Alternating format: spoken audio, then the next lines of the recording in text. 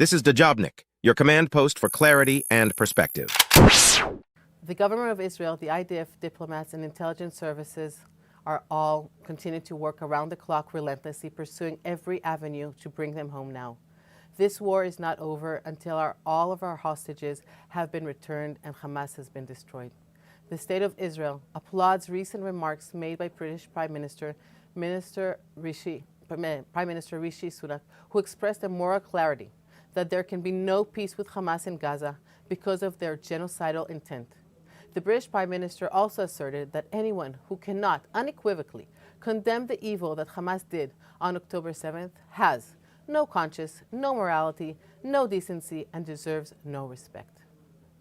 The State of Israel also appreciates recent sentiments expressed by the Parliamentary Assembly of the Council of Europe, who unequivocally and in the strongest possible terms condemned the barbaric attack conducted by Hamas and other militia groups against Israel on October 7, 2023.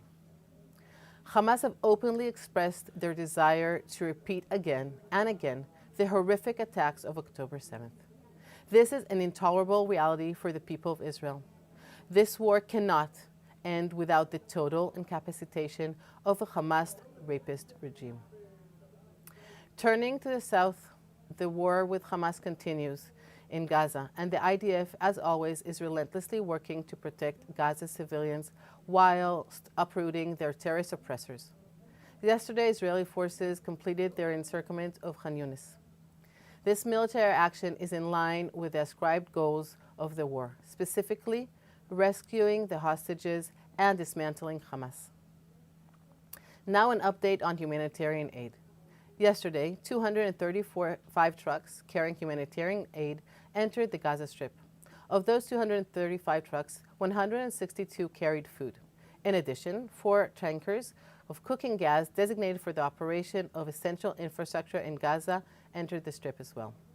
Today, between 10 a.m. and 2 p.m., the IDF paused operations in the Yafa and Al-Barouk neighborhoods in Deir el-Balach in central Gaza, in order to enable movement of humanitarian aid. Commenting on reported ceasefire agreements, Israel will not give up on the destruction of Hamas, the return of all the hostages, and there will be no security threat from Gaza towards Israel. There will be no ceasefire. In the past, there were pauses for humanitarian purposes. That agreement was breached by Hamas. That's all for now. Thank you. I will take your questions. The first question comes from Dr. Abby Korb regarding the medication delivered to Gaza last Wednesday. Do we have any confirmation of them being received by the hostages as of yet? Unfortunately, we have not received promised evidence that the medicine was received.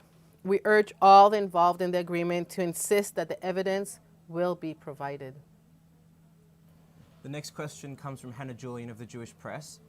The first question is, can you confirm a report that the government has offered a 4-stage hostage release deal to Hamas that includes a ceasefire of at least a month and releases of more than 3 incarcerated Palestinian terrorists for each hostage freed?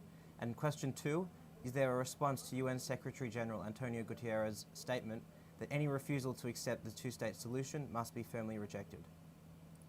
For the first question is, I cannot elaborate on agreements that are being held and the conversations that are being held behind the scenes. What I can say is that we must have all the hostages back home, and we're doing everything possible to maintain that goal, which is the highest and the most important one that all the citizens of Israel feel, and of course the government of Israel as well. So that being said, I cannot elaborate on the details, but this is what we want and what we will achieve. Regarding the second question, I cannot go into that, but later we can give you a full comment and we'll get back to you on that. Okay, so that's all we have for today, and tomorrow we'll have another briefing. Thank you. Thanks for watching. If you're eager for more, click right here or dive deeper at www.dejobnik.com. Your insights matter to us, so if there's a topic you're curious about, drop a comment below. Don't forget to like, share, and hit subscribe to stay updated with our latest content. Until next time, stay informed and inspired. This is Dejobnik signing off.